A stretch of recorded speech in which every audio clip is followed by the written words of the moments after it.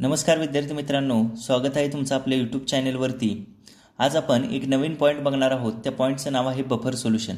सर्वात सुरुवातीला आपण बफर सोल्यूशनची डेफिनेशन काय आहे ते पाहू। Buffer solution is defined as a solution which resist drastic change in pH when small amount of strong acid or strong base or water is added to it। या डेफिनेशनचा अर्थ असा होतोय, a solution which resist drastic change, एक असं solution जे pH मधला अचानकपणे होणारा बदल थांबवतं। कधी तर small amount of strong acid, ज्यावेळी एक लहान क्वांटिटी स्ट्रॉंग ॲसिडची, स्ट्रॉंग बेसची किंवा वॉटरची ॲड केली जाते, तेव्हा त्या सोल्यूशनला आपण बफर सोल्यूशन असं म्हणतो। म्हणजेच हे एक असं सोल्यूशन आहे ज्याच्यामुळं pH मधला बदल आहे तो थांबवला जातो, ज्यावेळी आपण स्ट्रॉंग ॲसिड, स्ट्रॉंग बेस आणि वॉटर ॲड करतो त्यावेळी। आता आपण हे डायग्रॅमच्या मदतीने समजून घेऊ। डायग्रॅममध्ये तुम्हाला दोन टेस्ट ट्यूब दिसत आहेत। एका टेस्ट ट्यूबमध्ये स्ट्रॉंग ॲसिड आहे, दुसऱ्या टेस्ट ट्यूबमध्ये स्ट्रॉंग बेस आहे। आता हे आपण बीकरमधल्या सोल्यूशनमध्ये ॲड करतोय, पण बीकरमधल्या सोल्यूशनचा pH चेंज होणार नाही, कारण का ते बफर सोल्यूशन असेल।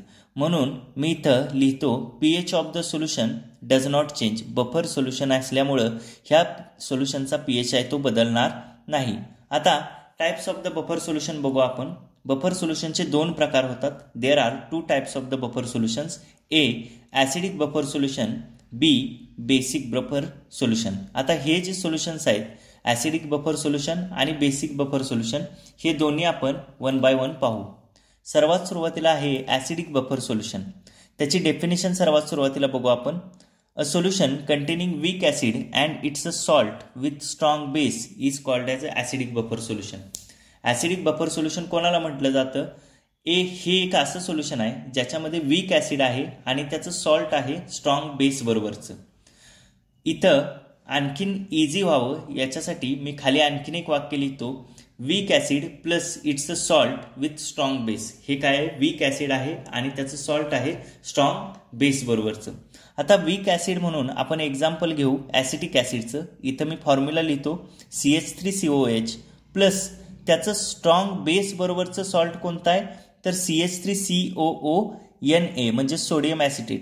आता हे जे आहे CH3COOH प्लस CH3COONA म्हणजेच ॲसिटिक ॲसिड आणि सोडियम ॲसिटेटचं मिक्सचर, ह्याला आपण ॲसिडिक बफर असं म्हणू शकतो। अगेन दुसरं एक्झाम्पल बघितलं आपण हायड्रोजन सायनाइड प्लस सोडियम सायनाइडचं, म्हणजेच HCN प्लस NaCNचं, या दोघांचंही मिक्सचर आपण ॲसिडिक बफर म्हणून यूज करू शकतो। अगेन तिसरं एक्झाम्पल याचं बघूया आपण, H2CO3 प्लस Na2CO3, यांच्या दोघांचंही मिक्सचर आपण ॲसिडिक बफर म्हणून यूज करू शकतो।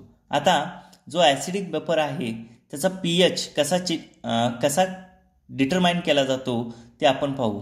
pH of the acidic buffer is given by the equation. Acidic बफरचा pH एका इक्वेशनने दिलेला आहे। इक्वेशन काय आहे ते पाहू आपण। pH is equal to pKa plus log with the base 10 concentration of salt divided by concentration of acid.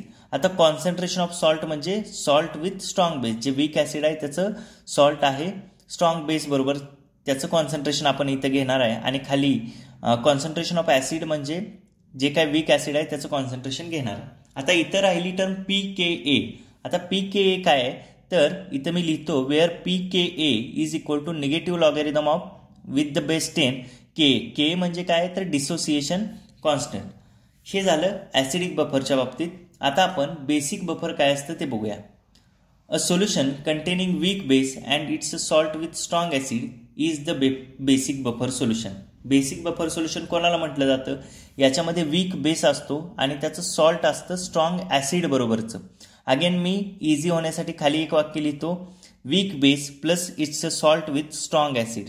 हा वीक बेस आहे आणि त्याचं सॉल्ट आहे स्ट्रॉंग ॲसिडचं, यांच्या दोघांचं मिक्सचर आहे। वीक बेस काय दिलेलं आहे NH4OH आणि त्याचं सॉल्ट दिलेलं आहे NH4Cl। NH4OH प्लस NH4Cl यांच्या दोघांचं मिक्सचर म्हणजे बफर सोल्यूशन असेल। आता अगेन बफर सोल्यूशनचा pOH आपण डिटरमाइन करणार, कारण का हे जे सोल्यूशन आहे ते बेसिक बफर सोल्यूशन आहे आणि बेसिक बफरसाठी आपण pOH कॅल्क्युलेट करतो आणि ॲसिडिक बफरसाठी आपण pH कॅल्क्युलेट करतो। The POH of basic buffer is given by POH is equal to PKB. आता इथं टर्म वापरले PKB आणि मागल्या इक्वेशनमध्ये आपण PKA वापरलं होतं कारण तो डिसोसिएशन कॉन्स्टंट ऑफ ॲसिड होता. आता डिसोसिएशन कॉन्स्टंट ऑफ बेस आपण बघतोय. Plus negative logarithm with the base 10 concentration of salt upon concentration of base. हे जे इक्वेशन आहे ह्या इक्वेशनला आपण हेंडरसन हॅसेलबॅच इक्वेशन असंही म्हणतो.